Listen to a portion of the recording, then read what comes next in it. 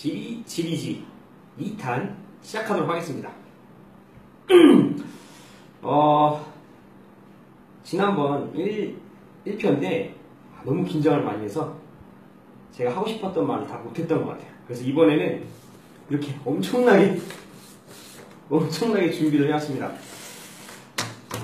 오늘은 전보다는 조금 더 완성된 모습으로 한번 강의를 시작해보도록 하겠습니다. 우리 황성강 형제님 반갑습니다. 자, 오늘 주제는 대댄지 지리학입니다. 대댄지 지리학. 첫 시간을 이 대댄지 지리학으로 잡은 이유는요, 여러분들과 좀 가장 친숙할 수 있는 주제가 되지 않을까라는 생각이 듭니다. 예전 2011년 겨울에 무한도전에서 이 무한도전 멤버들이 과거 어린 시절로 돌아가서 막 아이들끼리 놀고 했던 그런 방송 혹시 기억나나요? 저도 사랑합니다. 그때 편가르기를 했었는데, 이 편가르기를 하던 중에 사람들이 서로 다 각자 말로 이 대댄지를 하던 그런 기억이 납니다. 아마 지금 이 방송을 듣는 친구들 중에서도 지방에 사는 친구들은 이게 도대체 무슨 말이지? 라고 할 수 있을 것 같은데요. 일단 이 편가르기 용어인 서울에서 쓰는 대댄지라는 용어를 중심으로 해서 한번 전국의 이 편가르기 방식에 대해서 한번 살펴보고, 이것들을 갖다가 이제 공간적으로 한번 나누고 분석을 해서 지리적으로 어떤 의미가 있는지 한번 살펴보도록 하겠습니다. 이거 잘 끊기나요? 렉 걸리나요? 렉 걸리면 안 되는데? 누가 좀 대답 좀 해주시겠습니까?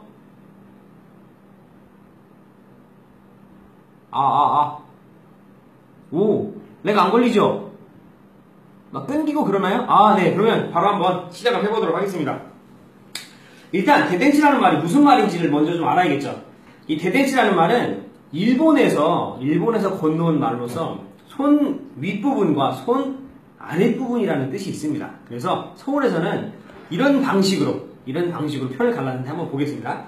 대댄지 이렇게 해서 손바닥을 내민 사람들끼리 한편, 손등을 내민 사람들끼리 한편, 이런 식으로 팀을 나눴던 그런 단순한 편 가리기였는데요. 자, 먼저 그러면은 이걸 좀 유의미화하기 위해서 지역별로 한번 구분을 해봤습니다. 뒤에 뭔가 잔뜩 적어놨죠? 네, 필기 하나씩 안 보일 것 같아서 미리 적어놨는데 일단 한번 가까이 가져가 보도록 하겠습니다. 자, 요거는 바로 보이죠? 잘 보이죠? 요게 바로 인터넷을 치면 바로 나오는 편가르기 전국지도입니다. 전국지도. 요거는 바로 인터넷으로 치면 나오니까 한번 여러분들 찾아보시고요. 그 다음에 저는 일단 수도권별, 그다음 두 번째 경상권, 세 번째 충청권, 네 번째 호남권, 다섯 번째 강원권, 이렇게 5개의 권역으로 나눠서 한번 이 대댄지를 어떤 방식으로 사용했는지 한번 살펴보도록 하겠습니다.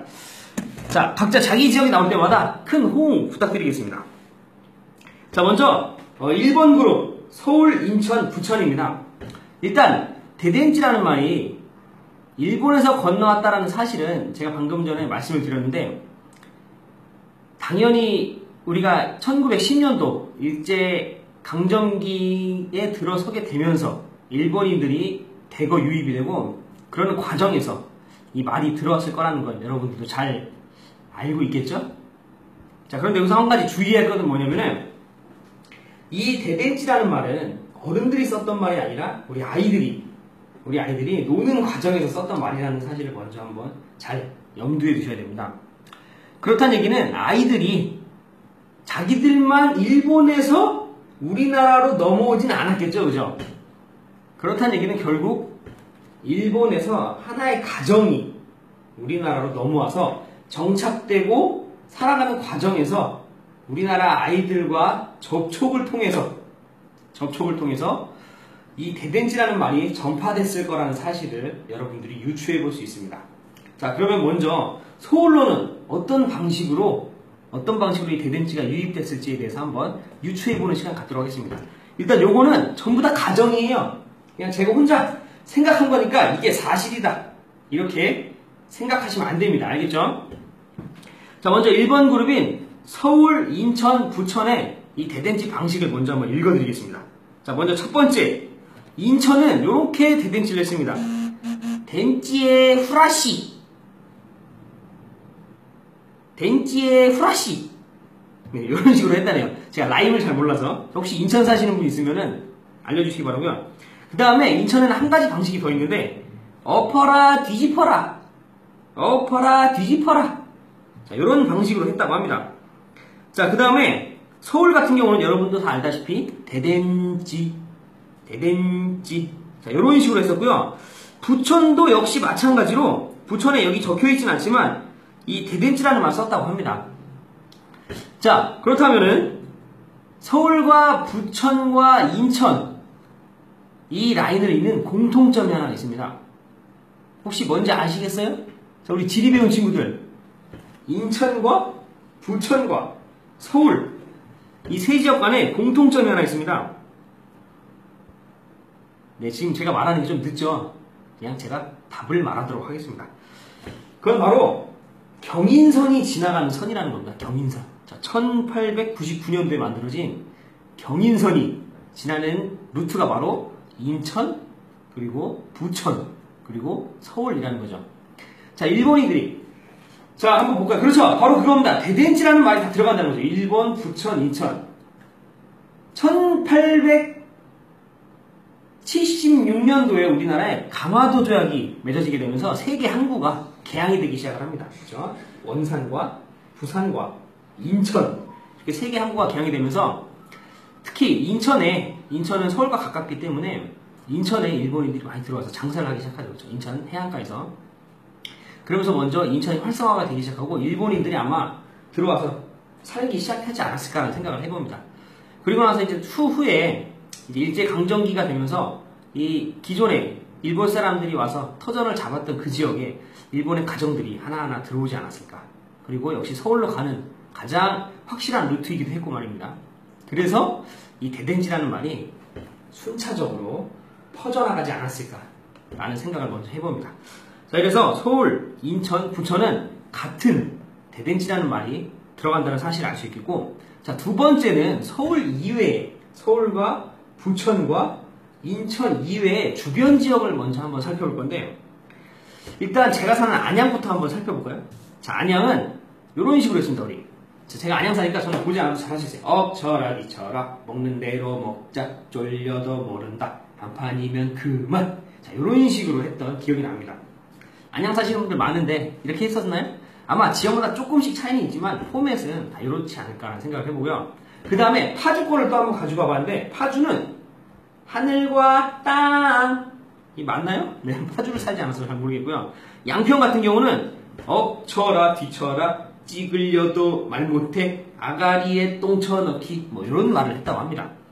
자, 그 다음에 이천 같은 경우는 엎어라 뒤집어 기울려도 모르기, 네, 이런 식으로 했다고 하네요.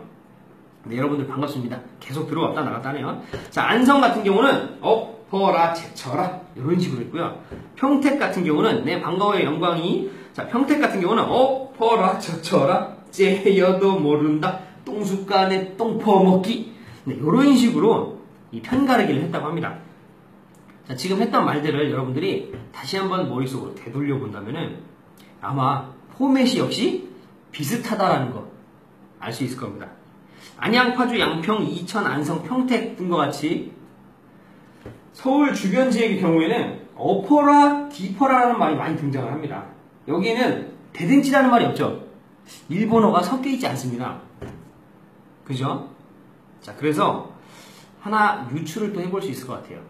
이런 지역들에는 일본인 가정이 들어오기 쉽지 않았을 거다라는 생각을 해봅니다. 자, 그것을 통해서 이 일본인 가정이 주로 머무는 지역, 도시는 어떤 부분일지를 먼저 한번 생각해 볼 수 있는데, 아마 여러분들이 부모님이라면은 자기 자식의 교육을 좀 생각하지 않을까요? 그죠? 그래서 교육적 인프라가 잘 갖추어져 있는 도시 위주로 이사를 가지 않았을까. 물론 이사 온 목적은 돈을 벌기 위해서가 가장 큰 목적이겠죠. 그죠? 자, 그래서 일본에서 인천을 통해 부천과 서울로 들어오는 과정에서 그 주변 지역들은 그 일제강점기 당시만 하더라도 발달한 도시들이 아니었고 그냥 농촌이었죠. 농촌. 촌락에 해당됐기 때문에 아마 일본인들이 잘 가지 않았을 거다 라는 그런 추측을 해볼 수 있을 것 같습니다. 그래서 아직까지도 이 대댄지, 이 편가르기 문화가 우리나라 전통 편가르기 방식 그대로 지금까지 물려서 내려오지 않았을까, 그런 추측을 또 한번 해볼 수 있지 않을까 라는 생각을 해보고요. 자, 여기서 좀 특이한 데가 하나 있는데 바로 성남시입니다. 성남시. 물론 성남시 지금은 인구 100만이 넘는 대도시까지 성장을 했지만 역시 과거에는 전형적인 농촌 지역이겠죠. 성남시의 편가르기 방식을 한번 보면은 성남 같은 경우는 이렇게 되어 있습니다. 쫄려도 한팥 대댄지, 네, 이런 식으로 적혀 있는데 여기서 신기한 건 뭐냐면은 전통적인 방식의 용어와 그 다음에 일본식의 발음인 대댄지가 짬뽕돼서 나타난다는 거죠. 근데 다른 지역과는 다르게 이 지역의 좀 특징은 대댄지가 뒤쪽에 나온다는 겁니다. 뒤쪽에. 그래서 한번 생각을 해봤습니다. 왜 과연 이런 현상이 나타났을까? 곰곰이 생각을 해봤는데 이런 식으로 한번 유추해 볼 수 있지 않을까. 원래는 이 성남 같은 경우는 원래 쓰던 뭐 어디 있어요? 제가 뭐라고 그랬죠? 어퍼라디퍼 대댄지인가요? 제가 썼던 걸 까먹었네요. 어디 있는지. 여기 있네요. 쫄려도 한판 대댄지라는 말을 썼다가 이 쫄려도 한판이라는 말을 썼다가 대댄지라는 말이 아마 어떤 누군가에 의해서 전파가 돼서 뒤에 붙게 되지 않았을까.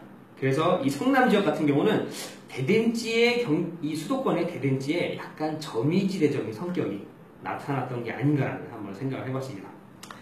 자, 먼저 이렇게 수도권을 한번 분류를 해봤고요.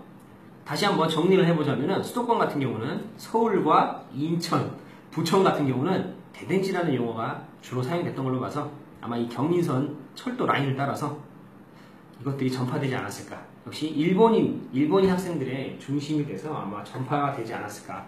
그런 생각을 한번 해봅니다. 그 다음에 이 세 지역을 제외한 나머지 지역 같은 경우는 역시 교통이라든가 그 다음에 여러 가지 여건상 도시적 발달 모습이라든가 이런 것들이 잘 갖춰져 있지 않았기 때문에 일본인 가정들이 들어와서 생활하기는 좀 어렵지 않았을까. 그래서 아직까지 우리나라 전통의 편가르기 방식이 남아 있었던 게 아닌가 생각을 해봅니다. 자, 그러면 이번에 두 번째로 한번 경상권으로 한번 가보겠습니다. 경상권. 자, 먼저 경상권을 크게 또 둘로 한번 나눠봤는데요. 첫 번째는 남동 이메 지역. 자, 경남 해안가를 말하는 거 있죠. 부산, 거제, 마산, 통영, 포항, 경주. 네, 이런 지역들에 대해서 먼저 한번 우리가 살펴보도록 하겠습니다. 자, 먼저 부산부터 보면은, 자, 부산 같은 경우는 이렇게 돼요. 근데 저도 들어본 적이 한 번도 없습니다. 젠디, 시달려도 편먹기, 뭐 이런 식으로 했대요. 네, 그 다음에 거제 같은 경우도 댄디, 신디, 엔디, 신디, 뭐 이런 식으로 했대요. 자, 이 지역 사시는 분들도 지금 몇 명 있는 것 같은데 맞는지 모르겠네요. 자, 그 다음에 마산 같은 경우는 댄디야, 댄디, 편을 먹자, 댄찍, 이런 식으로 했대요. 제가 라임은 아직 잘 몰라서 아무튼 간에 이게 맞는지 모르겠고요. 통영 같은 경우는 댄댄뽀야, 이런 식으로 했대요. 자, 그 다음 포항도 한번 보면은 포항은 탄탄비, 이런 식으로 했답니다. 자, 그 다음에 경주 같은 경우는 벤더소라, 벤더서른, 서른더 펜엔, 뭐 이런 식으로 했대요. 자, 이런 방식들이 이 경상권에는 쓰였는데, 자, 경상권 처음 들어보면은 야, 요거 대댄지랑 좀 비슷한 거야? 라는 말이 좀 나올 수 있을 겁니다. 근데 이거를 자세히 발음을 갖다가 똑같이 해보면은, 자, 먼저 대댄지죠. 요걸 갖다가 부산으로 바꿔보겠습니다. 댄디, 대댄지, 발음이 상당히 유사하다는 걸 알 수 있겠죠. 아마도 두 가지 가능성이 있을 것 같은데, 첫 번째는 대댄지에 이 지역 방언이 섞이면서 그들 나름의 그들 나름의 언어가 형성이 되지 않았을까라는 생각이 듭니다. 그런 과정에서 댄디라는 말이 좀 많이 쓰였던 것 같고, 아마 경상도 사투리하고 좀 연결이 되지 않았을까, 그죠? 결합이 되지 않았을까, 그런 생각이 들고요. 또 하나는 일본 자체 내에서도, 일본 내에서도 아마 이 편가르기는 지역마다 다 다를 거라는 추측을 해볼 수 있습니다. 그때 아마 다른 지역 사람들이 주로 들어오지 않았을까. 근데 요거보다는 아마 이 전자가 조금 더 가능성이 있을 것 같다는 생각이 들고요. 그런 과정에서 이런 좀 약간 특이한 단어들이 나왔고, 특히 이제 여러분들 아다시피 이 대댄지를 하던 친구들을 보면은 이 발음의 유사성을 가지고 막 여러 가지를 만들어냅니다. 뭐 대댄지뿐만이 아니라 옛날에 우리가 가위바위보 게임을 했을 때 이렇게도 있었거든요. 가위바위 개미똥꼬 멍멍이가 노래를 한 다람쥐가 알밥을 간다, 뭐 이런 식으로 끝자를 이어가지고 막 이상한 말도 안 되는 것들을 막 연결했던 그런 기억들이 있는데, 이런 대댄지를 하는 과정에서도 그런 것들이 막 짬뽕이 되고 그런 것들이 섞이면서 요상한 것들이 많이 등장하지 않았을까. 그리고 아마 원래는 대댄지로 넘어오지 않았을까라는 생각이 드는데, 이게 이제 발음이 좀 어렵다 보니까 아마 그 지역 언어랑 많이 섞여서 이런 단어들이, 포항 같은 경우도 탄탄비라고 하는데, 이 탄탄비라는 용어도 역시 대댄지라는 말하고 이게 연결지어서 생각해 보면은 이 말에서 파생돼서 나오는 언어겠구나라는 언어겠구나라는 생각을 해볼 수가 있습니다. 자, 그리고 이 경남 해안 지역 같은 경우는 부산항을 통해서, 아마 그 당시까지만 해도 부산이 그렇게 성장한 도시는 아니었지만, 강화도 조약 이후에 부산항이 개항이 되면서 부산이라는 지역 자체가 조금씩 성장을 하게 됩니다. 물론 6.25 이후에 우리가 전쟁 때 부산까지 몰리면서 이 부산이라는 도시가 갑작스럽게 성장하는 발판을 마련하지만, 어쨌거나 부산이라는 지역으로 일본 사람들이 많이 들어오게 되면서 이 대댄지라는 말이 확산이 되기 시작하는데, 한 가지 재미난 점은 뭐냐면은, 저는 사실 이 1905년도에 경부선 철도가 개설되면서 이 라인을 따라서 이 대댄지라는 말이 확산되지 않았을까, 그런 생각을 한번 해봤습니다. 그런데 실제로 놓고 봤더니 이 경부선 철도 라인보다는 과거에 이제 우리 세곡이라고 하죠. 새를 내는 곡식이라고 해서 이런 쌀을 운반하던 이 세곡로, 이 낙동강 수계를 따라서 이 대댄지와 유사한 발음들이 나타난다는 사실을 알게 됐습니다. 자, 먼저 이제 2번 그룹으로 넘어갈 텐데, 그런 과정에서 낙동강 중상류 지역에 상당히 많은 지역들이 이 대댄지와 유사한 발음을 하는 지역들이 발견된다는 사실을 알 수 있었습니다. 자, 먼저 대구부터 한번 보면은, 대구는 댄지씨, 오렌지씨, 되는 대로 먹자, 성내기 없다, 뺀다, 또 뺀다, 이런 식으로 대구 같은 경우는 편가르기를 한다고 합니다. 자, 댄지씨 역시 대댄지와 상당히 유사한 발음이 나타나죠. 그 다음에 오렌지씨, 아마 오렌지씨는 오댄지씨에서 발음이 유사한 오렌지가 저절로 나온 게 아닌가, 그런 생각이 들고요. 그 다음에 뒤에는 역시 기존에 있던 얘기들이 그냥 자연스럽게 등장하면서 뭐 되는 대로 먹자, 성내기 없다, 뺀다, 또 뺀다, 뭐 이런 말들이 나왔던 게 아닌가라는 생각이 듭니다. 또한 예천을 보면은, 자, 경북 예천시 같은 경우는 댄디, 브랜디. 자, 여기는 역시 대댄지라는 말이 연결이 되겠죠. 여기서 브랜디는 아마도 발음의 유사성 때문에 하나가 추가된 게 아닌가, 그런 생각이 들고요. 구미 같은 경우는 벤더시. 이 벤자라는 글자가 댄자라는 글자가 상당히 유사하죠. 그래서 대댄지라는 말에서 파생됐던 게 아닌가. 자, 그 다음에 영주를 한번 보면은, 영주는 좀 신기합니다. 댐쥐, 대댄지, 이런 식으로 가게 되고요. 안동 같은 경우는 탄탄보라고 합니다. 뭐 댄지 어르시, 대댄지, 뭐 이런 식으로 나오게 되는데, 자, 안동 같은 경우는 탄탄보, 이런 식으로 얘기를 합니다. 통영의 댄댄뽀야 상당히 유사하죠. 그 다음에 탄탄보도 역시 발음을 다시 한번 해보면 대댄지와 상당히 유사하다는 걸 알 수가 있습니다. 자, 지금 방금 언급했던 지역들은 이 낙동강 수계를 따라 나타나는 지역들이거든요. 낙동강 수계를 따라서 발달할 수 있었던 이유를 곰곰이 생각을 해봤는데, 아마도 이 당시까지만 하더라도 일제강점기가 막 시작됐던 이 시기와 관련해서 이 하천 교통이 그때까지 더 철도 교통보다 활발하게 일어나지 않았을까, 뭐 이런 생각도 좀 해보는데, 이건 역사적인 부분이라서 제가 사실은 잘 모르겠어요. 아무튼 간에 이 낙동강 수계를 따라서 분명히 도시들이 발달했겠죠. 도시라고 하긴 그렇고 지역들이 좀 발달을 했었겠죠, 그죠? 그러다 보니까 그런 지역들에 당연히 일본인들이 들어가서 살 수 있었던 조건이 됐던 것 같고, 경부선 라인을 따라 발달한 도시들보다는 아마도 기존의 낙동강 수계를 따라서 발달했던 지역들이 더 도시적으로 성장했기 때문에 일본인들이 더 쉽게 들어갈 수 있었고, 역시 우리나라 아이들과 쉽게 더 동화될 수 있었던 게 아닌가, 그런 생각을 한번 해봅니다. 자, 그리고 이제 낙동강 수계에서 약간 벗어난 지역들을 그럼 한번 봐야겠죠. 자, 한번 볼까요? 자, 문경을 보면은 상당히 독특한 편가르기를 하는데, 필나 장깨이 쇼초라고 합니다. 이게 도대체 무슨 말인지 모르겠는데, 필나 장깨이 쇼초, 네, 이런 식으로 편가르기를 한다고 하네요. 자, 그 다음에 김천 같은 경우는요, 제가 군대에 있을 때 김천 고참이 한 명 있었는데, 이은우라고, 네, 이걸 볼 일 없겠죠? 정말 특이한 친구였습니다. 그때도 제가 이거에 처음 관심을 가졌던 게 바로 군대에서였어요.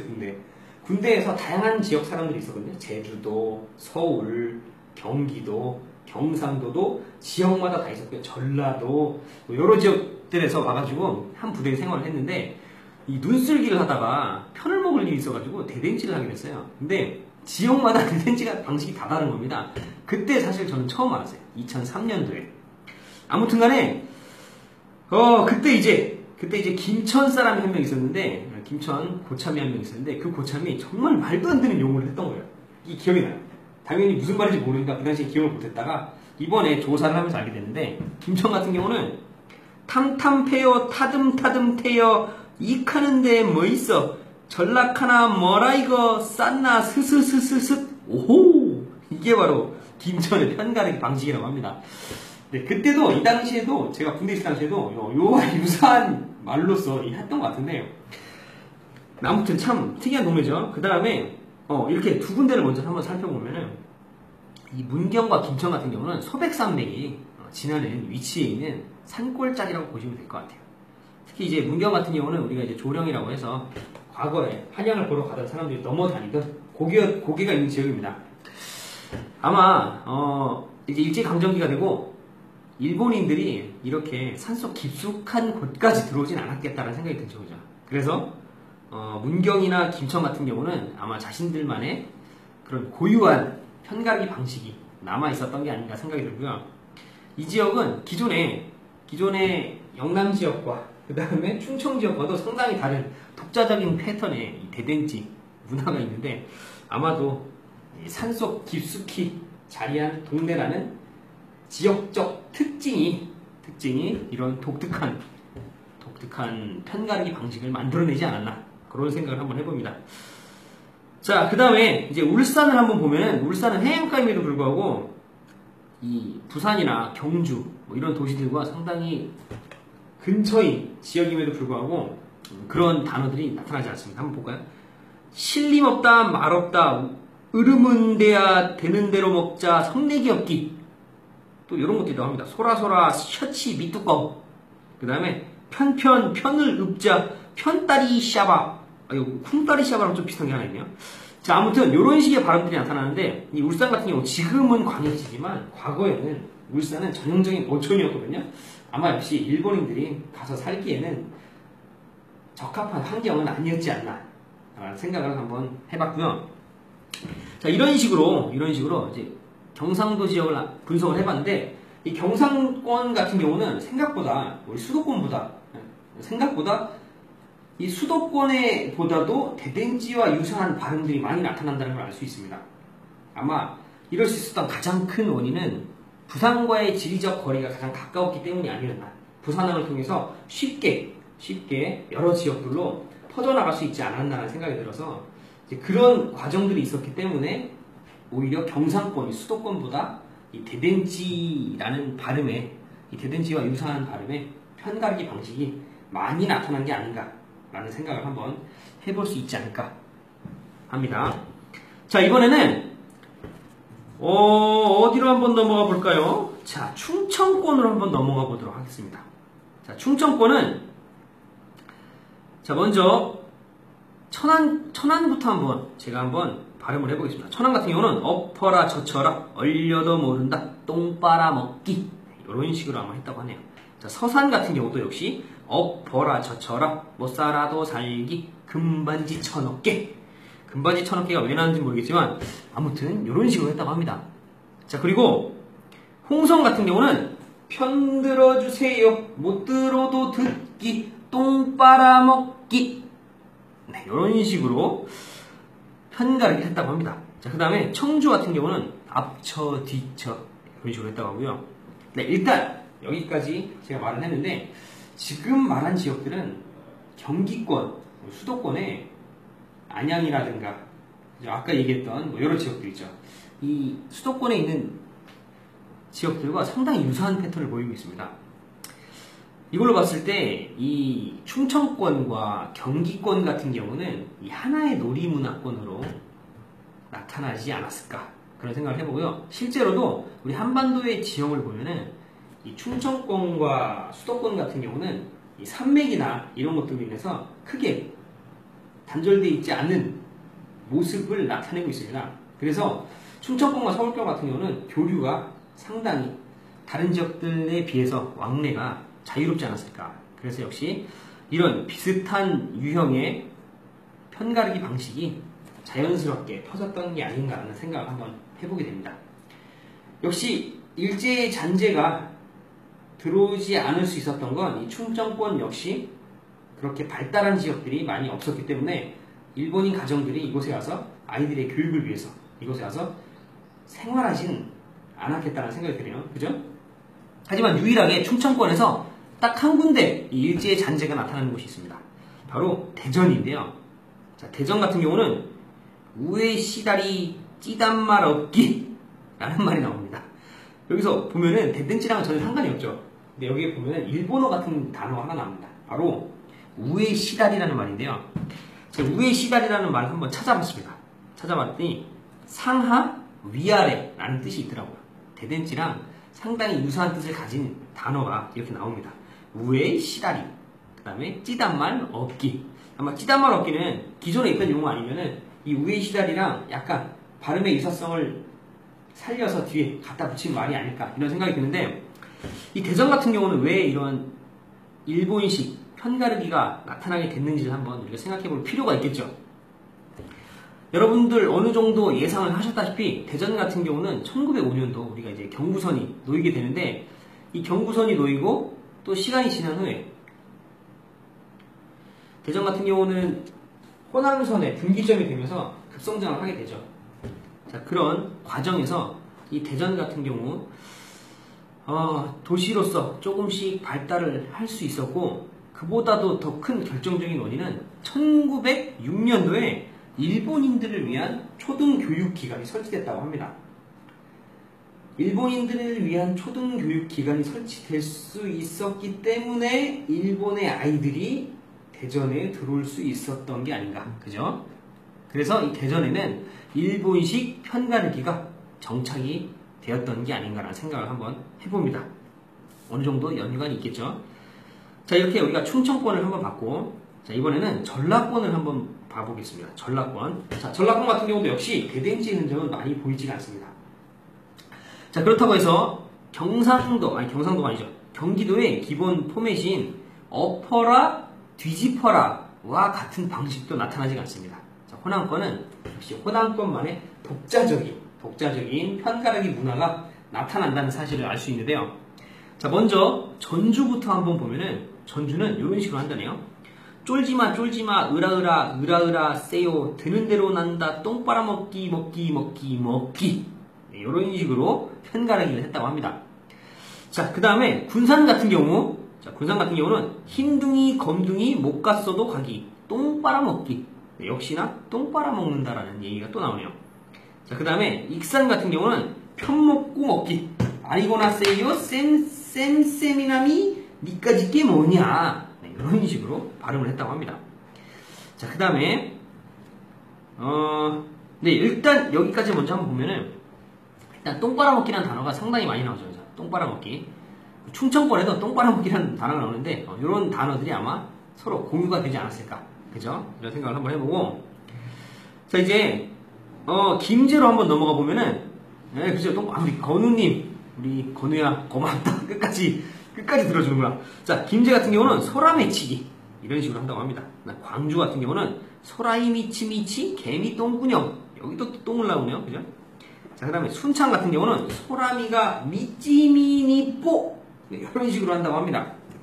자, 그 다음에 화순 같은 경우도 편짝이 소라이미치미치 개미똥꼬 빨아먹었더니 맛이 없더라. 네, 이런 식으로 역시 이 문맥을 살려서 나타나는 또 하나의 패턴을 볼 수 있겠네요. 그 다음에 순천 같은 경우는 무라무라 떼야 때때로 떼야 찌단 말 없이, 네, 이런 식으로 발음했다고 하고요. 구례 같은 경우는 소라미가 애치, 네, 이런 식으로 했다고 하네요. 자, 지금까지 언급한 지역들을 보면은 공통적인 단어들이 몇 개가 등장을 합니다. 일단 여러분들도 알다시피 똥이라는 단어가 많이 나오죠. 똥 먹는다, 이런 말이 많이 나오죠. 그죠? 똥 빨아먹기, 이런 말들을 많이 사용했던 것 같고요. 그 다음에 또 하나가 소라라는 단어가 많이 등장합니다. 소라매치기, 소라이미치미치, 그 다음에 소라이미치, 이런 식으로 소라라는 단어가 많이 나오는데, 이 소라라는 말 자체가 왜 등장했는지는 저는 잘 모르겠고요. 이 황해안 해안가에 있는 황해안 해안가에 있는 지역이 많이 있기 때문에 이 소라라는 단어가 넘어갔던 게 아닌가, 이런 생각도 한번 해보고요. 어쨌거나 이런 소라라는 단어가 많이 등장하는 동네가 바로 이 전라권이라는 거. 그리고 전라는 역시 이 대등지의 흔적들이 거의 나타나지 않죠. 아마 전라권으로는 우리 일본의 가정이 이게 털을 잡고 생활하지는 않았던 것 같다는 생각이 많이 듭니다. 물론 그렇다고 해서 일본인들이 아예 안 가진 않았겠죠. 왜냐하면 수탈 목적으로 갔을 테니까요. 그죠? 자, 그 다음에 이제 광양 같은 경우가 약간 특이한데, 광양은 이런 식으로 얘기를 합니다. 탄탄비. 근데 이 탄탄비가 어디에서 또 나오냐면요, 포항에서도 한번 나옵니다. 포항에서 역시 탄탄비라는 말을 씁니다. 자, 포항과 광양 공통점이 있을까요? 자, 지금 딱 4명 남았는데, 자, 우리 건우. 자, 포항과 광양 어떤 공통점이 있을까? 자, 한국지리는 잘 모르나? 우리 건우는 세계지리밖에 잘 모르나요? 네, 댓글이 올라오지 않는 걸로 봐서 잘 모르는 걸로 생각을 하도록 하겠습니다.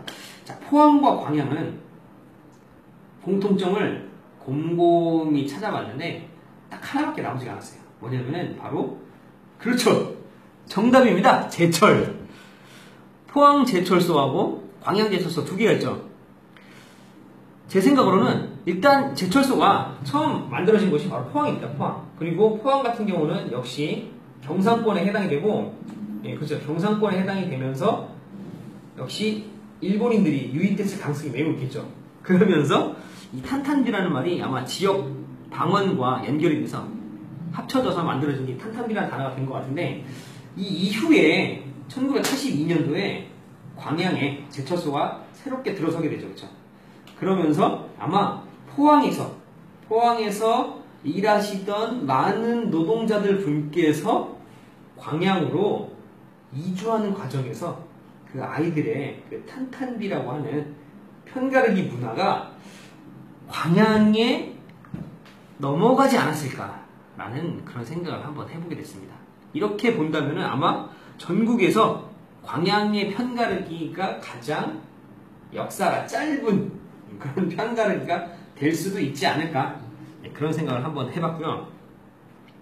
자, 아무튼 간에 결국 이 전라권 같은 경우는 광양이라고 하는 특수한 지역 빼고는 전부 다 이 전라도만의 특수한 형태의 편가르기 문화 방식이 나타난다는 사실을 우리가 알 수 있을 것 같습니다. 자, 이제 마지막으로 강원권을 한번 살펴보도록 하겠습니다. 자, 강원권 같은 경우는 영동과 영서로 나눌 수 있겠죠. 영동지방과 영서지방. 그죠? 네, 다음은 세계지리가 있습니다. 자, 영동과 영서로 나눌 수가 있는데, 영서지방 같은 경우는 이제 대표적으로 춘천, 그리고 원주, 이런 동네들이 있겠죠. 자, 원주나 춘천 같은 경우는, 자, 어떤 식으로 하냐면은, 자, 엎어라, 뒤집어라 라는 뉘앙스의 단어들이 나옵니다. 근데 요거는 제가 여기다 적질 않아가지고, 내가 한번 보고 하겠습니다. 자, 춘천은 엎어 튀기 먹을 겨, 찍으려도 말 못해. 이런 식으로 이야기를 하고요. 원주 같은 경우는 엎었다 뒤집었다 라는 식의 편가르기를 합니다.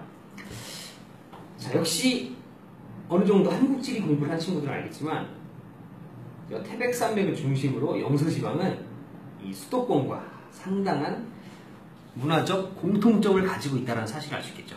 그래서 역시 아이들의 문화 역시 수도권과 충청권과 어느 정도 연결이 됐을 거다라는 사실을 유추해 볼 수 있습니다. 역시 대댄지의 흔적은 없겠죠, 그죠?